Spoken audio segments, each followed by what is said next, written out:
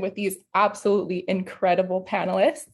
I'm joining you from the traditional territory of the Mississaugas of the New Credit, or Treaty 13 territory, known on settler maps as Toronto, Ontario, Canada.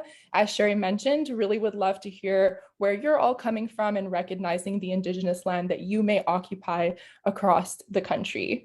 To get us started, I would love to pass it over to our incredible panelists to introduce a little bit about themselves and their work. So I'll pass it over first to Noélie. Hi, everyone. Well, thank you so much, Sydney, and thank you, Sherry, also for the, initial remarks. This is an amazing space. I'm really, really excited to be here. My name is Noélie Guzman. I am from Bolivia. I am currently in Los Angeles because I'm studying in grad school. So, but I am really happy, again, to be sharing some perspectives, some thoughts, some experiences too, that I've been gathering from the organization that I am part of. I'm part of an ecofeminist organization based in La Paz, Bolivia. The name of the organization is Yasirenihe, which means full moon in Guarani, an indigenous language from the Amazonian region. And I think, yes, I'm ready to start talking about this such a relevant topic. Thank you again. Oh, and my pronouns are she, her, by the way. Thank you so much. I'll pass it over to Miriam. Merci beaucoup. Thank you very much. I am talking to you from Sao Paulo, Brazil.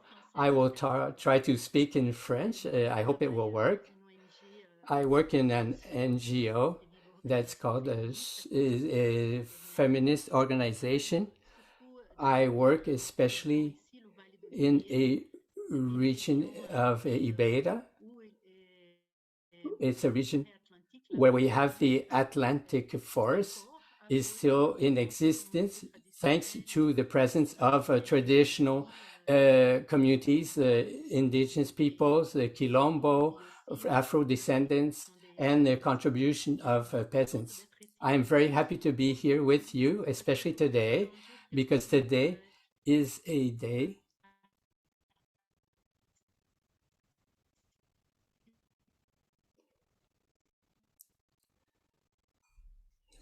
sorry, the sound is breaking up.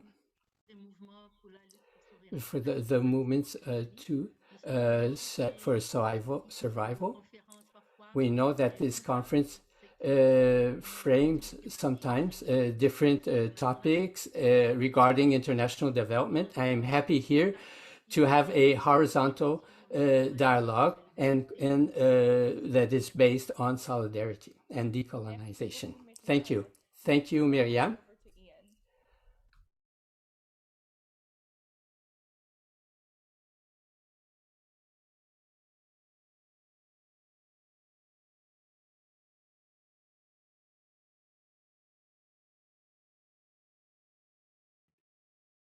Ian, I believe you're on mute. Are you able to unmute yourself and introduce yourself? Oh, sorry about that. Hi, everyone. My name is Ian Mangenga, and I am from South Africa, currently joining the call from Cape Town. And I'm a social tech entrepreneur and social designer. I have been working in civil society for the past 7 years across the advocacy and policy space. I'm really excited to be having this conversation because I got introduced to the whole concept of decolonization right at the picket fences during the Fees Must Fall protest. So to be having this conversation with people from different parts of the world will be a great way to really connect the narrative of what happened then and what's going to happen in the future. Thank you. Amazing. Thank you so much. Freddie, would you like to introduce yourself? I believe you're on mute. Vous pouvez allumer votre micro. First of all, I would like to take this opportunity to thank very much ICN for organizing this incredible meeting that we can take to discuss such an important subject matter in our day-to-day, and it comes at a time when it's critical and well needed. I'm privileged to be with all of you, and I'm eager to learn from all the expertise that you bring on the table and the ideas and the dialogue that you bring. Je suis très heureux d'être ici aujourd'hui. Mon nom c'est I'm very happy to be here. My name is Frederick Wangabo. Et les Français m'appellent Freddy. Alors, and you can say he. I work with ICARE, Eastern Central African Association for Indigenous Rights. I'm the executive director of the organization. I also represent civil society organizations at the UN. In addition, I'm the chair of the Atlantic Council for International Cooperation, which is one of the regional organizations or network of the ICN. So it's really, really a pleasure, and I'm excited to hear what everyone brings as an idea on the table and to enrich this dialogue. Thank you so much for inviting me to also ICN. I appreciate it. Thank you so much, Freddie, and I couldn't agree more. Merci beaucoup. I'm excited to hear from all of you about your perspectives on the topic. So why don't we dive right in? The international development sector is increasingly moving towards more decolonial and anti-racist practices. But from your experience, has this shift translated in programs and projects that you're working on in the South? I'll start with Ian. What is your perspective on that one?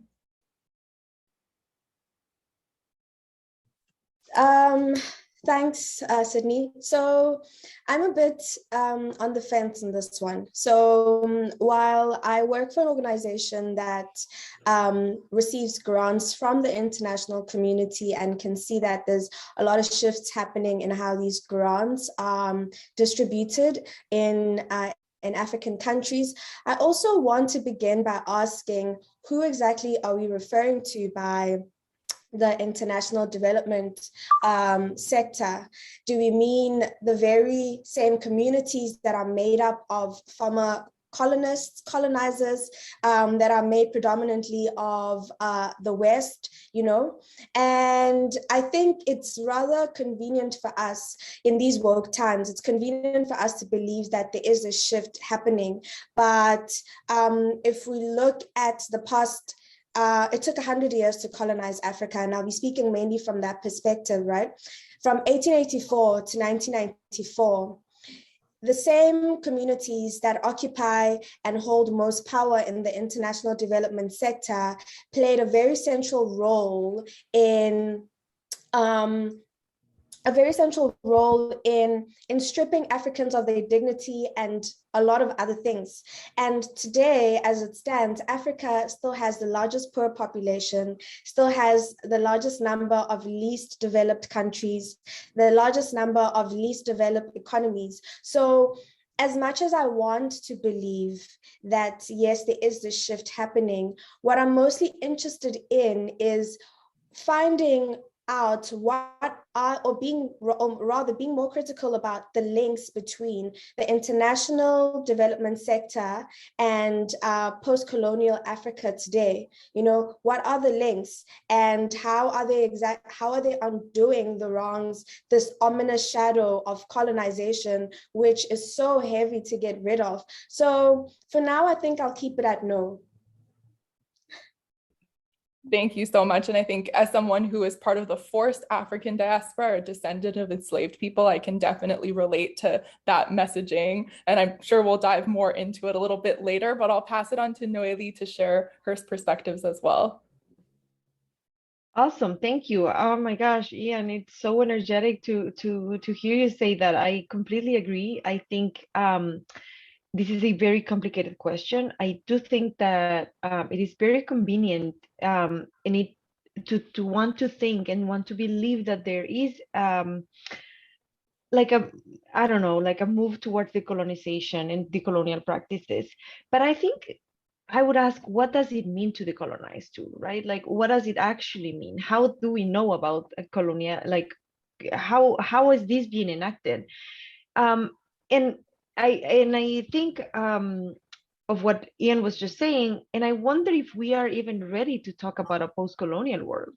Like, are we? Like, seriously? I don't know. And although I think that there are some, well, and just to connect this idea, I think Ian brought up a really interesting point. I think um, I think it's very important to differentiate who are we referring to when we talk about like the international development sector, because I definitely think that there have been some initiatives, but again, I don't know. I don't know if that's enough. I don't know if the discourse is enough to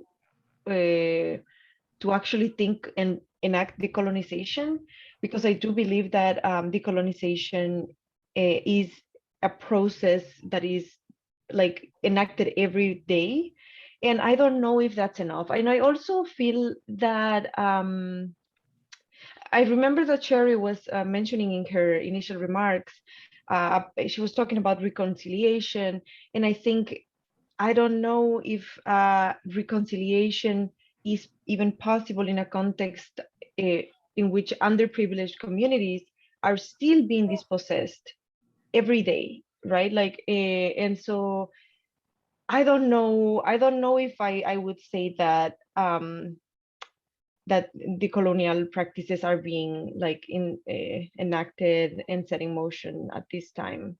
I guess what I would add is that certainly there have been some initiatives. I also fear that decolonization as a process and as a discourse is being co-opted by certain sectors, especially those that are in power currently, or well, that have always been in power. And that's a fear that I have, because sometimes when they take the words that have been proposed from grassroots organizations, it's almost as if we can't name certain things anymore. But I still think that's a concern that I have. But I would also say that not necessarily. I think we're not really seeing really a decolonial project, a decolonial project in the South, from my perspective. Thank you so much, Noelia. And I think there's some comments there that definitely agree with that concept. It also kind of suggests that there hasn't been resistance going on for a long time. Since colonization started, people who have been colonized have been resisting since day one. And it's not necessarily a process that just started a few weeks ago when people decided to wake up to these realities. So definitely agree with those comments there. Freddie, do you have anything to add to that discussion? Oh my God, I agree with all the previous speakers, Ian, Nolly. It is like they've stolen my words, but I won't accuse them for that. I will keep quiet. I agree with them. And for me, I will answer. I know, yes, there are some steps that are being moved towards the decolonization in the international sector, but I will say that no, there are no changes. Those efforts have to be worked on. I won't go back to what my previous colleagues have spoken about, but if I just go and give you some specific examples, I come from Congo and I'm working in the Central African countries and Eastern Central African countries in Africa. And I'll give you an example of one country, the Democratic Republic of Congo. When the Congo was called so free in 1960s, we got leaders that were imposed by the colonizers, that is Belgium who colonized us, plus America. We did an election, they killed Lumumba, who was our elected leader. And from that time to now, it has been a dynasty of those same families, from son to father and so on. We haven't had any changes. If now you move from, that is from the political perspective, we're still under the colonization of those leaders who are giving reports of the colonizing countries. So basically they are there to just keep the power for those people. They don't care if we die. They don't care if we live. That is political. Let's go on economic. You have a cell phone with you there. I'm sure you do.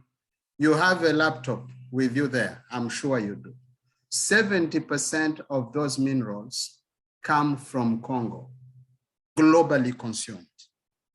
I'm not talking about gold. I'm not talking about diamond. I'm not talking about all other resources. I'm just talking about just that one as an example. The aerospace industry, 70% of what is fabricating the planes, the aerospace industry, originate from Congo. The materials we're talking about, environment, working on our environment, what will be making those batteries for those cars that will not be using gas? That is also materials from Congo. But I cannot understand how 12 million people can die from 1994 to date fighting for resources, while where there is war, Canadian companies, American companies, Chinese companies are still accessing those minerals where there is war, and they just bring their UN missions to protect them. And yet we talk of a win-win international cooperation. I'm taking you to the second to just show you. Look at COVID. Let's talk about vaccines. Is there fairness? Even for African countries who are able to buy, they are blocked. Canada have bought and they are just keeping a vaccine there, but an African country cannot buy. Do we say that Africans are inferior than the rest of the world, or South America are inferior than the rest of the world? Are we, is that the statement we are saying? Because if you have money, you cannot buy from there. If you don't have money, you cannot either buy. For instance, we got 1 million vaccines. What will that do to a country of 100 million people? Let's talk about funding to organizations like my colleague Ian said.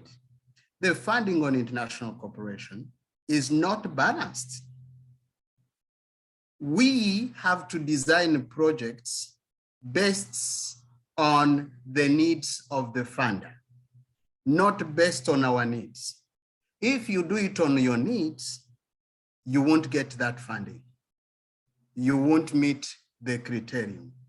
So decolonization, yes, if we speak on specific countries, let's say maybe in Canada, maybe in America, if we speak about that regional population, possibly we can say, yes, there are steps being made. But for Africa, when we speak of decolonization, when we speak of progress, no, we're being insulted. Very powerful, Freddie. Thank you. Myriam, est-ce que vous avez des perspectives à ajouter à notre discussion? Merci beaucoup, c'est bien d'être la dernière. Thank you. It's so nice to be the last one. I just really want to continue on the different criteria that came up. You brought up 3 things that I saw. So to start with, I see that to have a political priority on the operational agendas, but we're still looking to uniformize the political agendas, because we're talking about climate change, and it's urgent, and it's something that's important to everyone. But I'm thinking about peasants and traditional communities and indigenous people and people who live on the islands. They're already seeing the climate change much, much sooner than all these big institutions will be seeing this. So there hasn't been any room opened up to talk about this and to work on this. So maybe today there'll be some questions that people are already starting to react to and think about that can be supported by international cooperation. And there's this whole idea of strategic planning based on results. Even if there's an opening to look at the different kinds of results, to do quantificative or qualitative results, I just really looking at the cause and effect, it's really reductionist. It doesn't look into the complexities of traditional communities that our countries are still trying to think about. So, and then the last thing that I was thinking about right now, and how Freddie was speaking about the mining companies, we are very worried about mining companies that mine for data, how these information gathering, and there's so much used in strategic planning, and what information are they mining? And they are used to profit as a new resource for multinational technological corporations. Thank you so much, Mariam.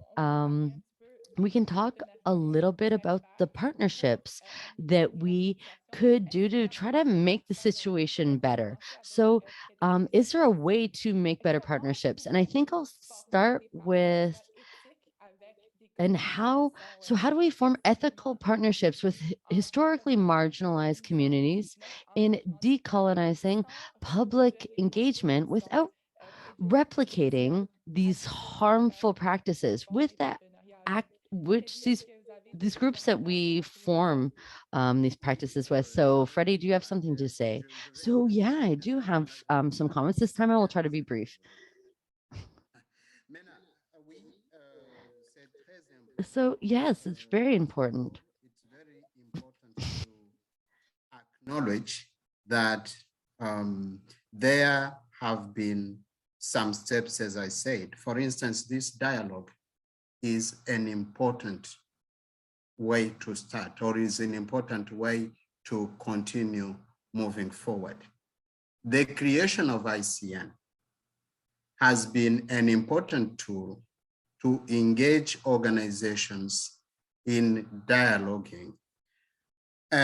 So these dialogues, where they will lead us, and maybe some of the solutions is to allow, to use these dialogues to engage governments that are involved in supporting decolonization and organizations working in the global south.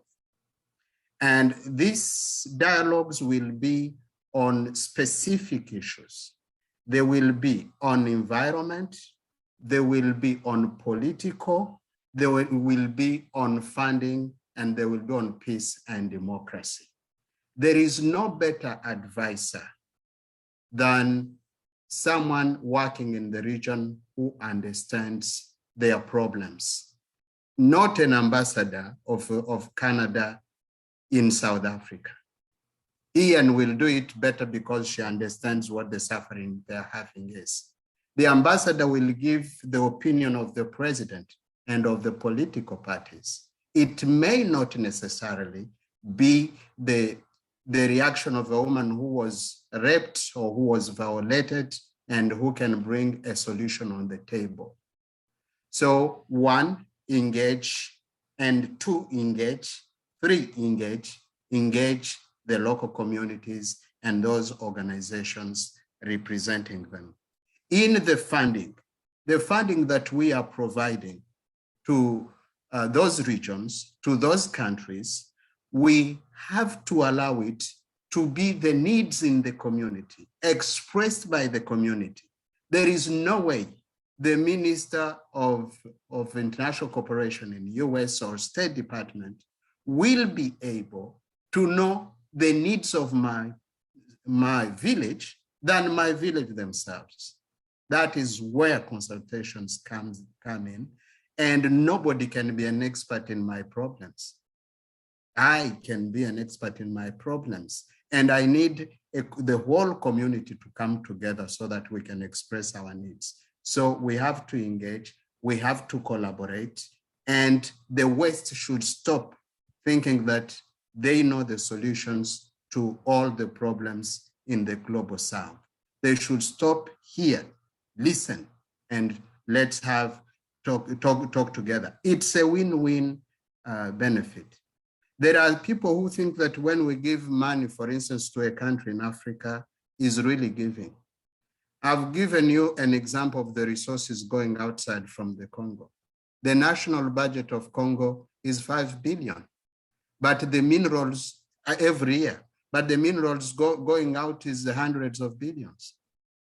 So what is someone in that country is gaining? So when you give them 300 million or 500, you give it to that corrupt government, it doesn't reach the people, but yet you will take it from the investment that you've made there, then there, we're not actually helping them. We are impoverishing them even more. So collaboration, talking, having dialogues, and so on. And I've seen the Canadian government is really trying to make steps, and we have to commend them for that. But more governments, we need to talk to more, we need to bring everybody together so that we can act as a society. And an example of COVID vaccines was an important example, because that can tell you how we are not collaborating. If we can have one region that cannot have vaccine, but the other regions have more than enough. Yet you know that if I come there with COVID and I come here, I'll affect, and we are not addressing anything. Poverty in Africa can create poverty in Europe. Poverty in Africa can create poverty in Canada. So we need to work together. Absolutely. Those are some of my solutions. Okay. Definitely. Thank you so much. I think, speaking to those partnerships a little bit more, maybe I'll pass it to Ian. Do you have any thoughts around forming those ethical partnerships and really leveraging public engagement for that decolonization process? So Noheli spoke about how decolonization is a process, and I agree 100%. I think what makes it different, though, from colonization is that colonization as a praxis was much more aligned. You had both the theory and the practice working together to achieve this goal. And it's still in that way. It was that way in its neo-colonial form, and now in what I like to think of as the post-neo-colonial phase, right? The issue with decolonization, though, is that the praxis is not so strong because it's very heavy on the theory and not so much on the practice. And I think the reason for that is because the burden of decolonization still falls heavily on the colonized, right? On the global South. You see it all the time with, you're saying this just now, Sydney, that people never stopped resisting. You'll never see, it's always the same group of people that are resisting, you know, from time immemorial. And the ones who sit in places of privilege, as much as they write books about this, as much as they believe in the injustice that is happening, you know, they will not take it upon themselves. So as far as partnerships go, Miriam brought up, Noheli spoke about how these causes are co-opted. And I do find that the international development sector also falls prey to piggybacking off buzzwords, you know, like decolonization. It's very cool to put it here and there and there. It's very cool to, you know, put innovation here and there in our speech and our language. But what does it actually mean on the ground? One example I want to pull closer is around climate change, because Miriam brought it up earlier. When you look at climate change, a lot of activism is expected from communities such as DRC, the Global South. these are communities whose contribution to climate change is so small compared to imperial states who a single state contributes so much, and the same states have still not ratified various agreements, you know, so that they can stop with these emissions. So that's just one of the examples. Another, and I want to use very simple, accessible examples, you know. Another example is with the circular economy. Circular economy is not a new concept. Where I'm from, nothing gets thrown. When you buy coconuts, the whole coconut is used, from the shell to the water to the white stuff itself. And these are systems and philosophies that stretch far back into our history, but because of this 100-year and over 100-year process of colonizing, we find that this international system that was created by by the same individuals that occupy the seats on the international development sector, is still very much active, just under a new guise. You know, colonization is so multi-idiomatic, and I think if we're not honest about the different ways it has transmuted and it continues to transmute, then we're kind of working backwards. And I appreciate that the ICN is constantly involved in bringing together different voices who come from different backgrounds to really share their perspectives on what's happening in Canada. Canada is so far from South Africa, you know, and I might not have enough knowledge on the Indigenous rights movement, but I can definitely see through these conversations that I'm participating in through the ICN that the narrative is the same here. So as far as partnerships go, this one book I'm reading by Adeyeke Adebajo, it's called The Curse of Berlin, Africa After the Cold War. Help me think about conflict in Africa in a new light.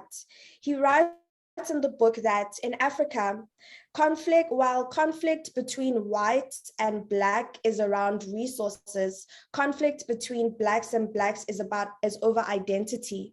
And this is true when you look at conflict like tribalism between Hutsis and the Tutsis in Rwanda and Burundi, Ndebeles and the Shona in Zimbabwe, you know? So I think what Africans want more than anything, besides rightful ownership and of their land and like self-determination, is dignity. And our dignity, and I feel like, you know, as much as the world has changed and we've also changed so much, if there's one thing that colonization hasn't been able to take away from us, is our link to our ancestral knowledge, you know, which is embedded so deep in us. And I feel like if we want to start thinking about partnerships that are more authentic, that drive a more genuine approach that can lead us to that decolonial shift, I feel like maybe let's pass the mic to the marginalized communities. Let them lead the way. As Freddie was saying, when you apply for funds, you need to shape shift yourself to fit what the funder wants. How about the funder shape shifts themselves to fit what is happening on our ground, on our soil, you know? And I feel like that is one of the first places we could start, just really saying, okay, let's get rid of the different systems that we have created. What systems would work for you in your community right now? Amazing. Thank you so much for that, Ian. And it's interesting because we talked a little bit about this yesterday with some of the panelists. Some really interesting partnerships come from, you know, joining Indigenous and Black folks who are living outside of the global South to folks who are in the global South and having those conversations instead of continually being kind of these settler governments that are having conversations within the global south. I think that that's a really important and innovative way to make these partnerships work, is giving that power over to people who have been traditionally marginalized, both within the settler state and outside of it. So really appreciate those comments. Je passais à Myriam. Est-ce que vous avez Miriam, do you have any examples of partnerships that have worked or ideas regarding this conversation? Oui, Myriam, je pense que... Oui, je peux parler. Non, je voulais juste partager. I wanted to share an experience that we have here with a foundation that help to develop the Black feminist tradition, feminism in the U.S. And one day there was a lot of people that were listening to Angela Davis. I like to come here and be with you. And you have writers on this subject at the beginning of the 80s who talked about classes, sexuality, and races. So she was intersectional before the appearance of the term.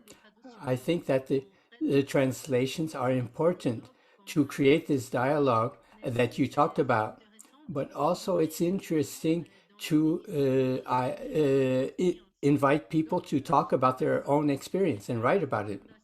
And this foundation decided to organize, set up a book with the experience of the social movements. And we were invited to write an article with the Quilombo women with whom we work. And it was an exercise for us to write with them. And in fact, and we talked about the preto gays, the blacks and Portuguese. We don't want people to limit themselves with formal language and listen to the people in their own language.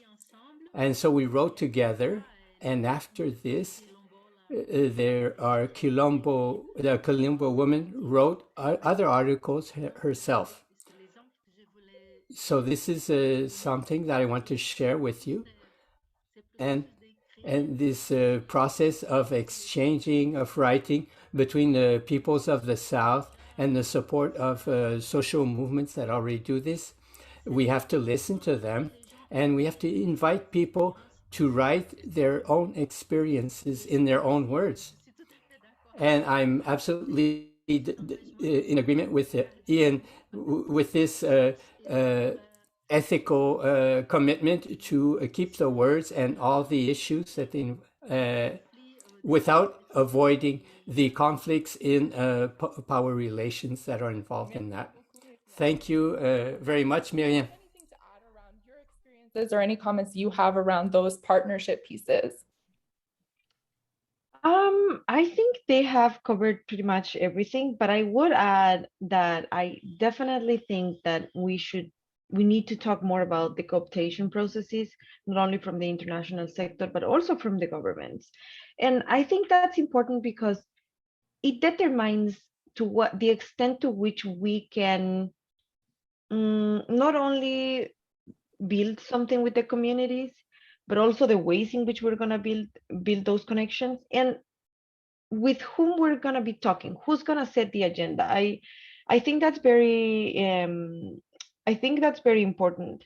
I also would like to go back to what Freddie was mentioning just for a second there, and I think it's a very important reflection about the power imbalances, right?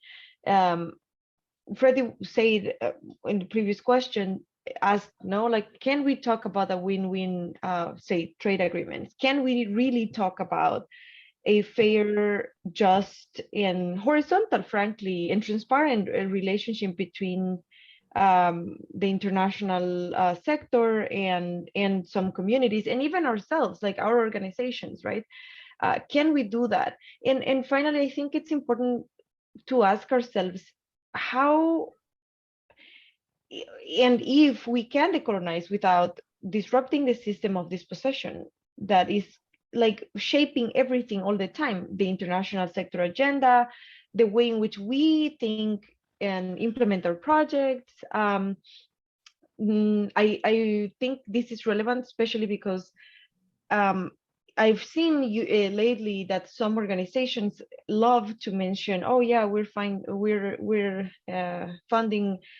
I don't know, like say indigenous communities, and we're open to all these amazing on discourse. It's amazing, right? It's an amazing space. But once you're there, once they try to actually access to those resources, turns out these spaces, or in this case, these funds, for example, operate as bottlenecks that don't allow them, or actually prevent them from getting the resources they need. And it's interesting because in that makes me wonder to what extent really we are helping, even our organizations, right, are helping and allowing them to build the underprivileged communities autonomy. To what extent are we actually being helpful, or are cooperating towards, I don't know, like yeah, implementing the projects that matter to them. I definitely think that listening is a key part of being able to, I don't know, like create different spaces with communities. I think sometimes we talk too much, and I think we could have even the best intentions, but frankly, it's very important to actually let them do their thing. Like they are the ones who are gonna implement their projects. They are the ones who should really set their agendas.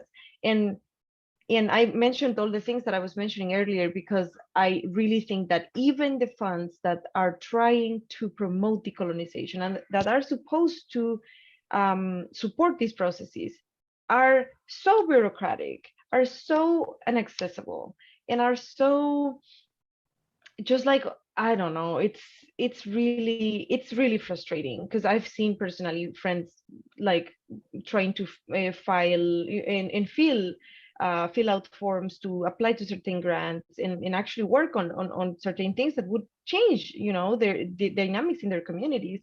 But once there, it's just it's not happening. It's not happening because it's and that takes me back to the systemic point. Like, can we really decolonize, and what does that look in a context in which that is embedded in such huge inequalities, in such like complicated and frankly very entangled dynamics of injustice. And I don't know, I mean, yeah, I think I would leave it at that. Thank you so much. I think kind of two things that really resonated from what everyone said is, first of all, that definition of decolonization. I think a lot of people understand it as just like bringing people who have been oppressed by colonization to the table, but that's not decolonizing. That's just bringing people into a system of colonization. And I think the second thing that really resonated from all the comments of the panelists is that colonization was a project that was not meant to end, right? I don't think that that was the intention of colonization, to eventually decolonize. So the path forward becomes really challenging there because this was built to survive and not to be undone. And it's been done in so many different contexts that there's not going to be just one way that will decolonize. We're so diverse in the countries that have been affected by colonization, pretty much everyone. And those changes will come differently from different people. And I think on that note, it would be really interesting to hear from the group, where do you see opportunities for action in your context around actually either defining or moving towards decolonization? Are there things that are working that you see that we could do more of? And what would you kind of leave the audience today with an action that we can take or support within our community? So I'll maybe start with Ian on this one. What are your thoughts on that?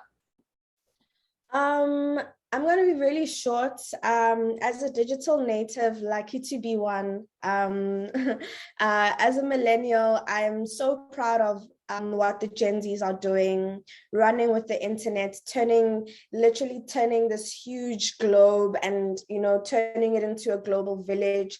And as much as the digital gender gap is still a problem and a lot of the people in Africa still remain unconnected, I believe that for the first time in a very, very long time, there's an influx of difference. There's an influx of different voices from everywhere. And I love how young people were using the internet. I love how it's easy for me to connect with Noheli, who's Bolivian and is living in the States, and we can quickly find what connects us. So I think but with that in mind, I'm not saying that the internet should be our only tool, because it has a lot of dangers as well with fake news but I do think that it is something that we can enhance. We can work together to improve, to make sure that things around public engagement, public participation are improved, instead of what has been happening all along. Thanks. Amazing. Thank you so much. Myriam, est-ce que vous avez des commentaires à propos des actions qu'on peut prendre? Myriam, would you have any comments regarding the actions that we could suggest to the group today regarding decolonization? Myriam, je pense que... Oui. Okay, Non, yes. First of all, it would be to support the communities that are resisting, to keep control over their territories and knowledge, and open these territories that are managed by these communities in other spaces. We talk a lot about the indigenous peoples' territories who are threatened right now. There is a strong struggle against the attacks at the legal level and at the day-to-day life with the miners that come in their territory. But we have to think about the people who are in the cities and how they can organize their territories based in their neighborhoods, their communities. And this has we have the issue of private property that is related to decolonization. And we had a short conversation in which Noélie talked about very interesting things regarding time and temporality, because we talk about the dialogues, horizontal dialogues, but we impose a time on the communities. So how can we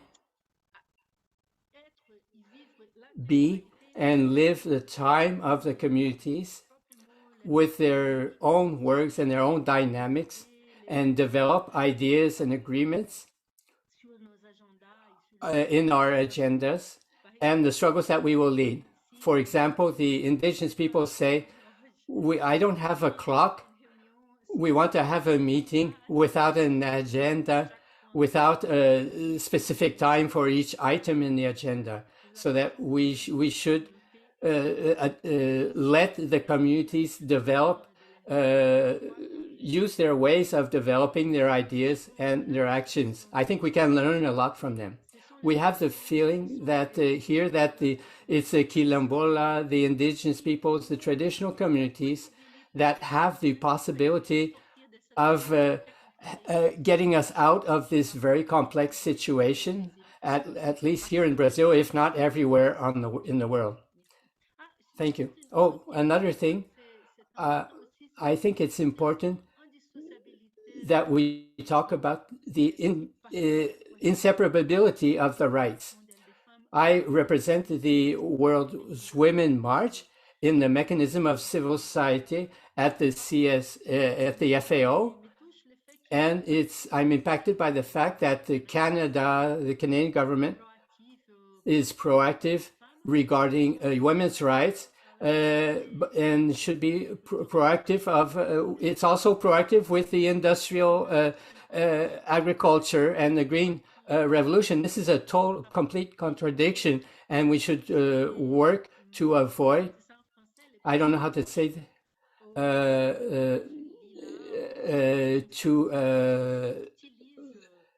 purple washing people who use women's or the rights of women or the rights of indigenous people and work with a community and do things that are interesting with one community, but at the same time, don't change the reality of all of the communities, because that would involve a change in the system. Thank you, Miriam. That is understanding that this is a holistic process. We can't be making progress in one side and then kind of being a detriment to that progress on the other. So that's a really amazing point to bring up. Noeli, do you have anything to add, any actions you want to leave the group with?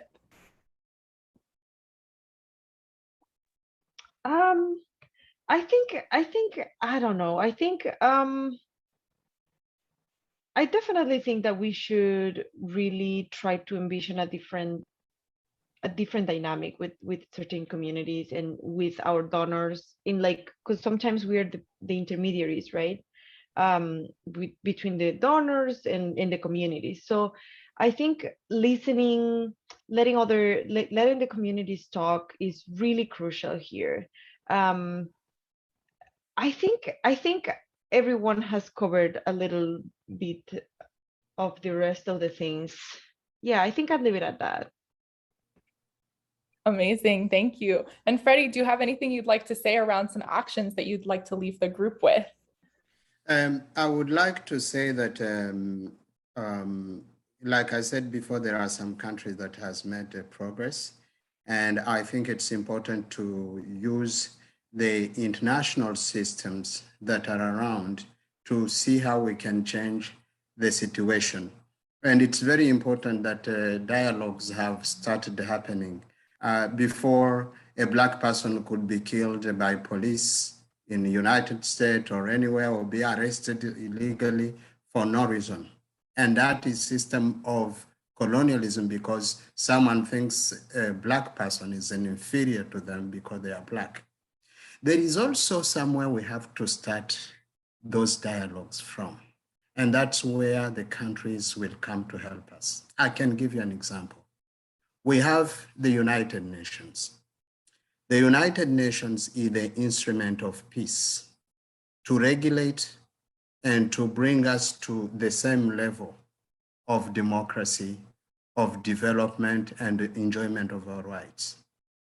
If I say that in the world we have over 200 countries or 300 countries, but we have members of the UN Security Council. There are only 5 countries.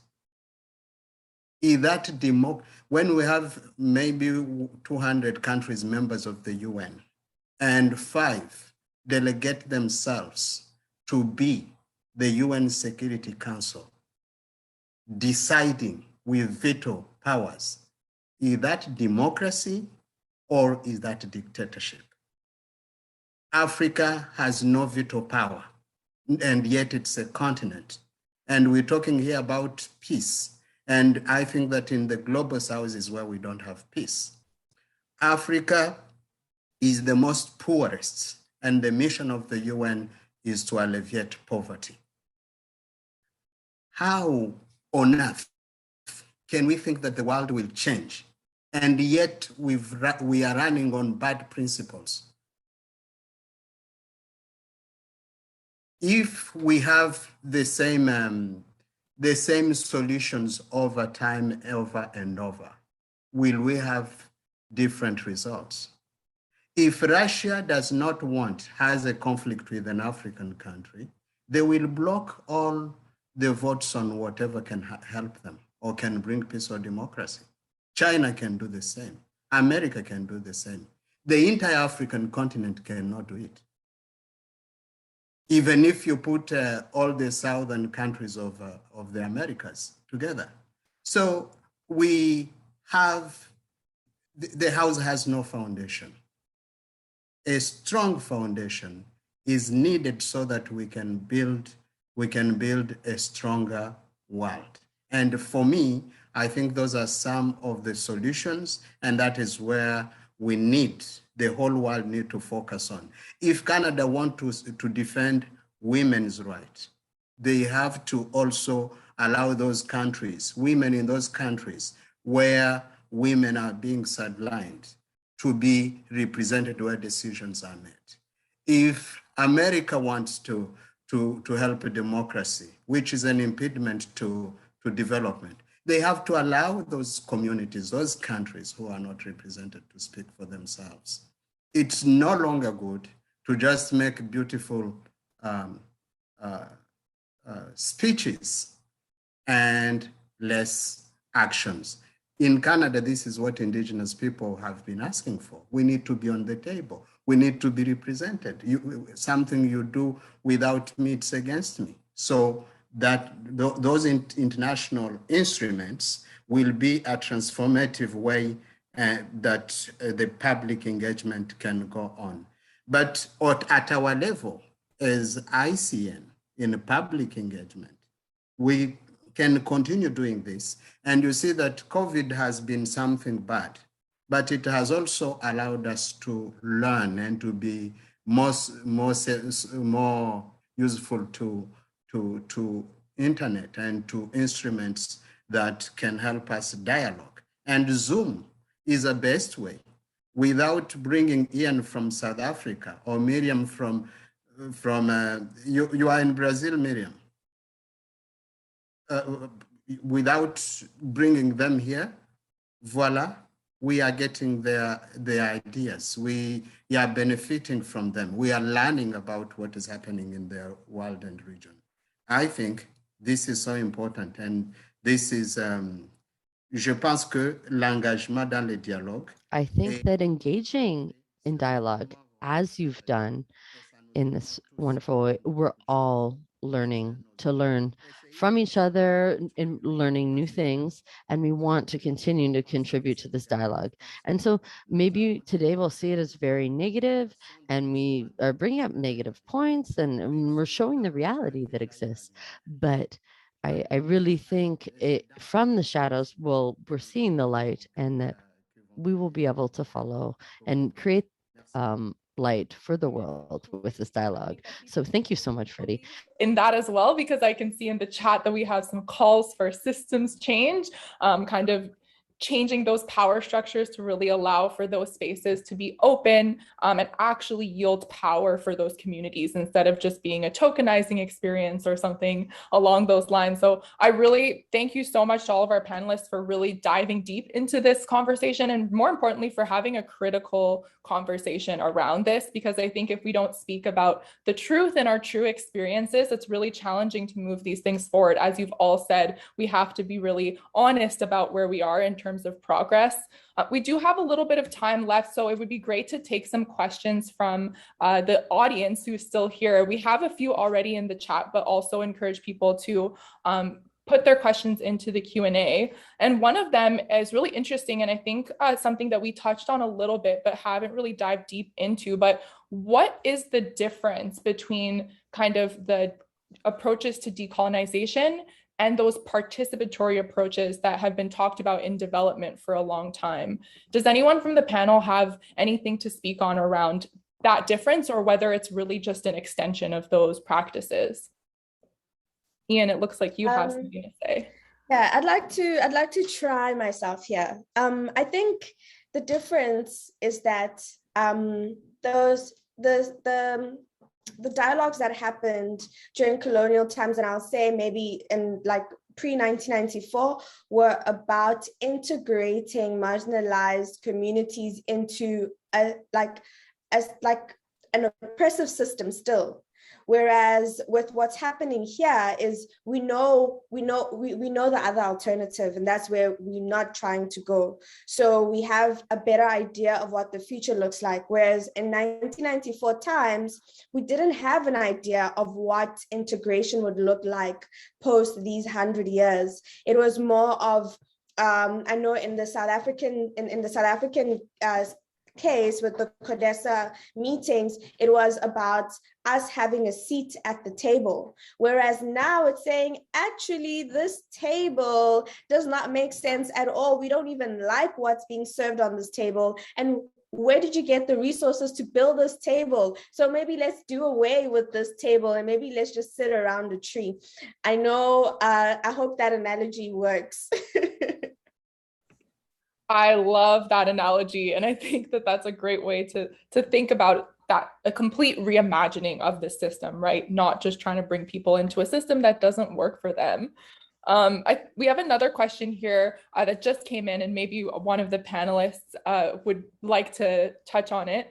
Oh, sorry, Freddie, it looks like you have can I add on that question, because I find it very important, and I like the answer that Ian has given.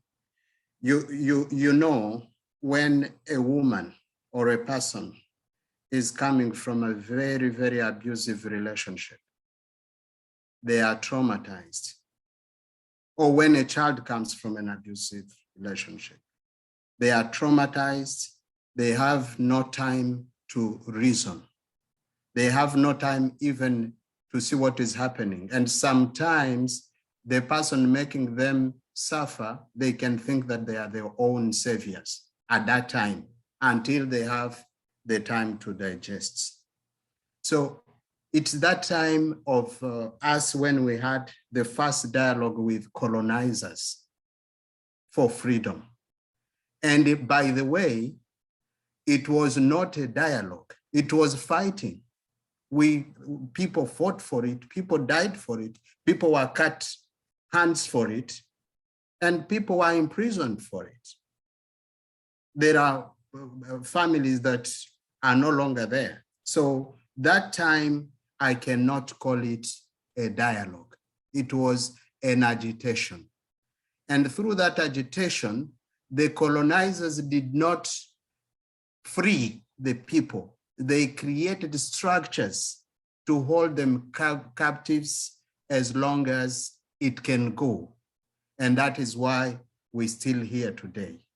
Now, in today's world, now we can, when we are talking about dialogue, at least we feel we can be in a free space. Sometimes you can be allowed to talk, even if economically our communities and politically are still marginalized. But we have that space, we can talk.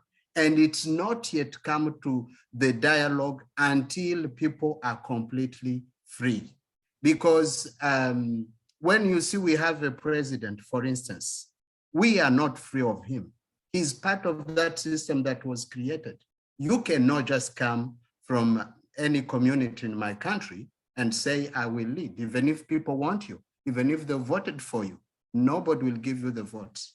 Last time we had an election, the former president Kabila had to give the son of his friend, Kisekedi, power, who only had 13%. And the one who got 60%, 65, did not. But then that dialogue is with the communities. So I think this is the time for the dialogue. But for me, in my reality at least, I don't believe we have had a dialogue with the colonizers. We were agitated as they were agitated and creating a machine to keep us as we are. Amazing. Does anyone, Miriam or Noeli, did you want to add on to that discussion at all? If not, we have some other questions as well. Yeah, I think what Freddie has been saying all along this conversation is just so key, and Ian the same. I mean, I think there's a historical debt, and I think that's a debt that we are carrying, and that, yeah, marginalized communities are carrying in their bodies. And it's, I think, sometimes easy to think of, or rather to talk about reconciliation, to talk about, in a way, an idea of compensation. But I really think that colonization is a thing, it's so complicated, and it has, I don't know, I think it's really important to address that it is a historical debt, and only through the lens of that, we will probably be able to start imagining even, or reimagining what the future could look like. Otherwise, I think it's mostly just sort of putting band-aids on top of a damage. And I think Ian made it very, very clear when she was with her analogy. So I think it's, yeah, I think that's what I would say. Focusing on the historical that is pretty critical, in my opinion, to actually reimagine this whole process. Amazing. Myriam, vous avez quelque chose à ajouter? Miriam, do you have something to add? I just want to add something small. Yes, you can, for sure.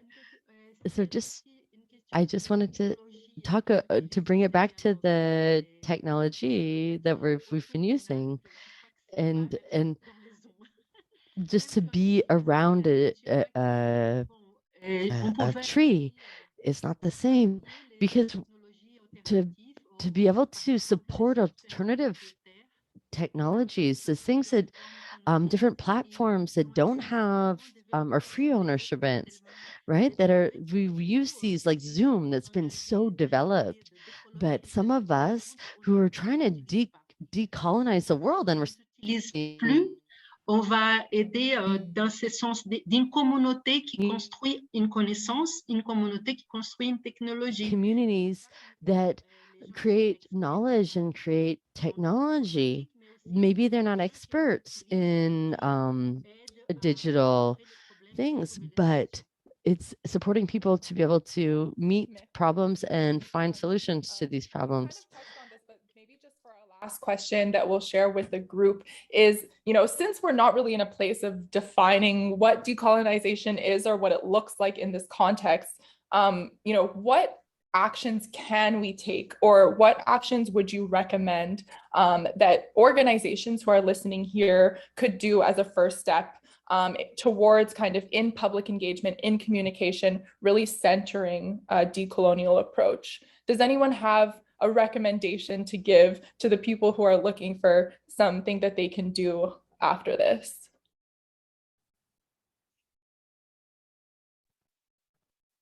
I would just say a dialogue, an honest dialogue, is very important. I think sometimes we, again, like in this, most part of the time, at least I'm speaking from my experience, we operate as intermediaries again, and I think really opening this space in creating the conditions, but like honest conditions to listen and to allow the communities to actually define their agendas, even when some of those are contradictory, right? Like it is not a process that is completely like 100% free of contradictions, of ambiguities, of even problematic stuff too, right? Like, but it's part of a process, and I think really opening the space to work on, or like to allow them, certain communities to actually configure their agendas on one hand, and then it's a negotiation process, but I think that can only be done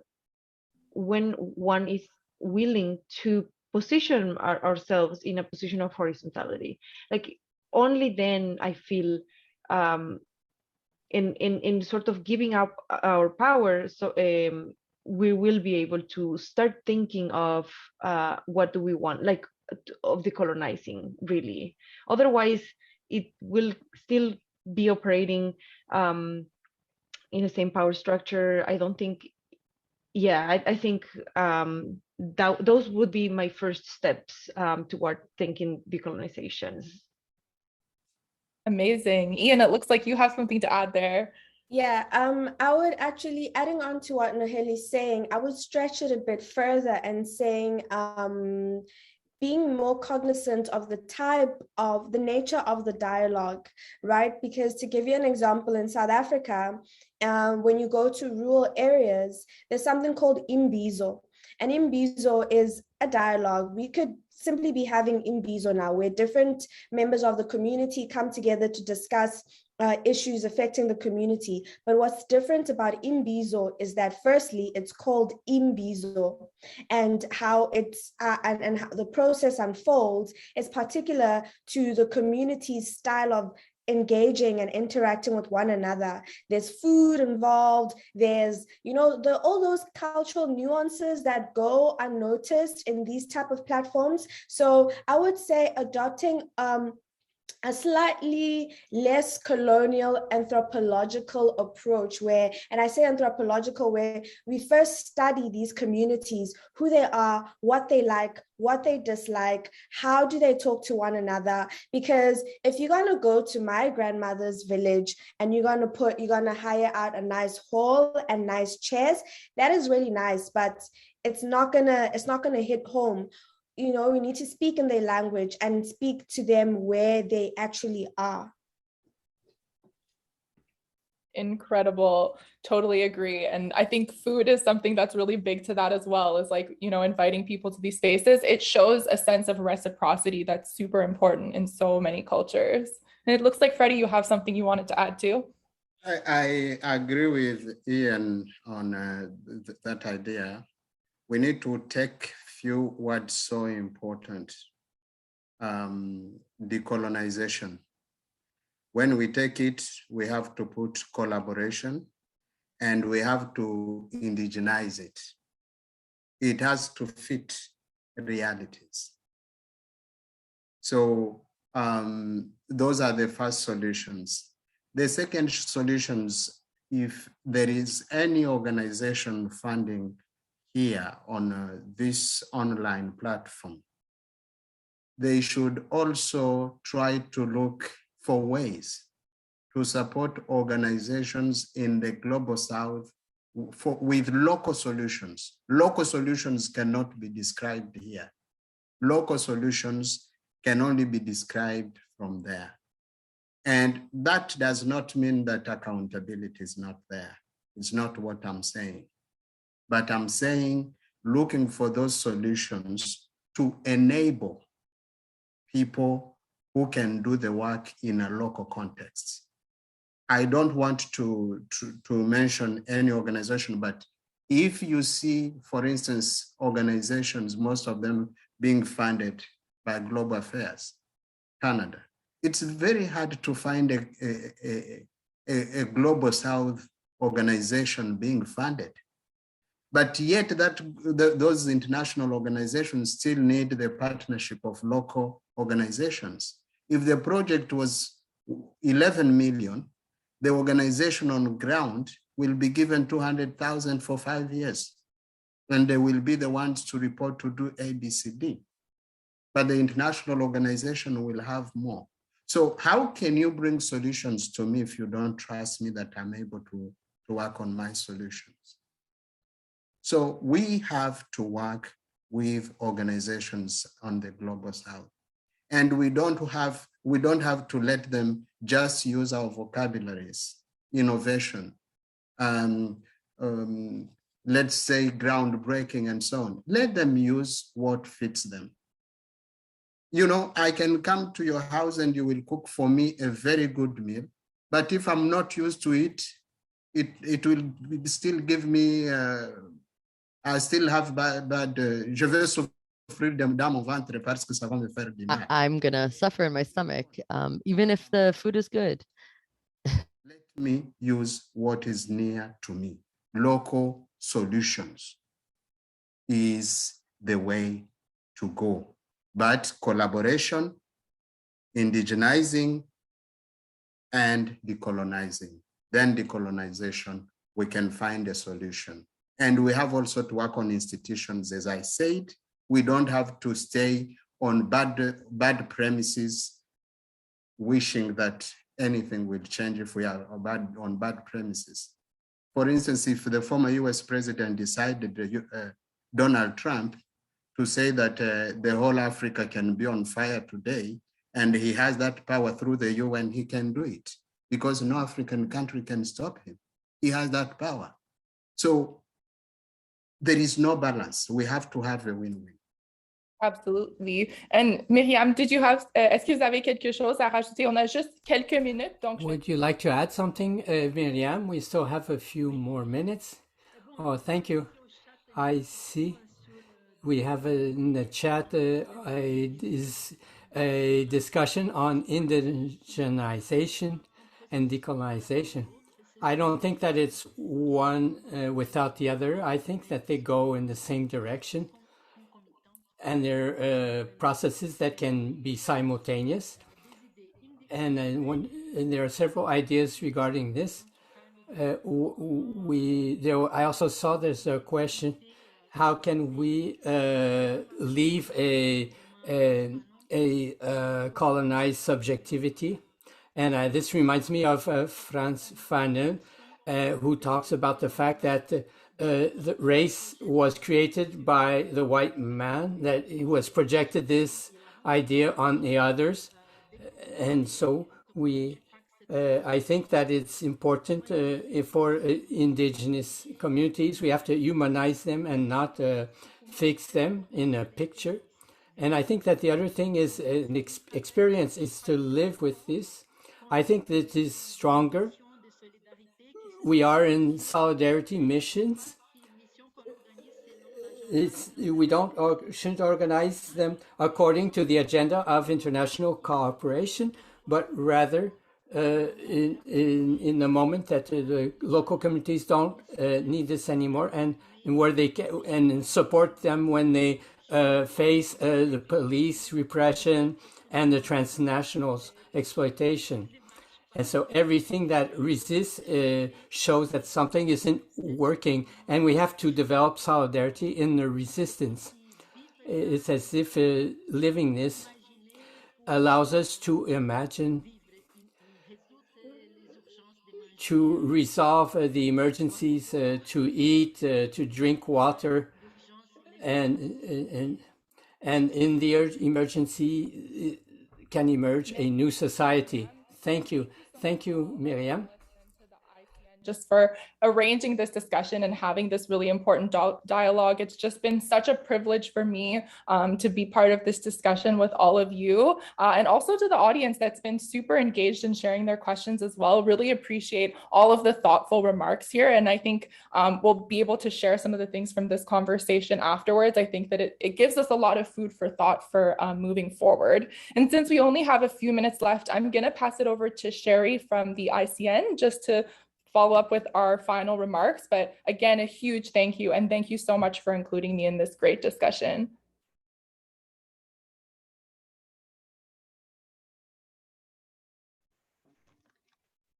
Thank you, Sydney. Yes, thank you, everyone. This has been a really engaging and interesting discussion.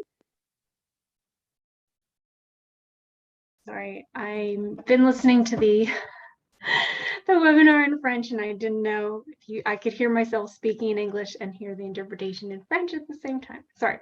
So I'm good now.